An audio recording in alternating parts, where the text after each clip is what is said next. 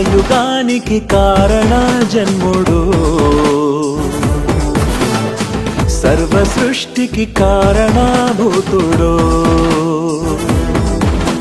సర్వయుగానికి కారణ జన్ముడు, సర్వ సృష్టికి కారణభూతుడు. సశరీరుడై ప్రత్యక్షమయ్యను సర్వాధిపతి అయిన దైవతనయుడు, సశరీరుడై ప్రత్యక్షమయ్యను సర్వాధిపతి అయిన దైవతనయుడు. ఇమ్మానుయేలుగా మనకై పుట్టెను, దేవుడే మనకు తోడని బయలు పరచెను.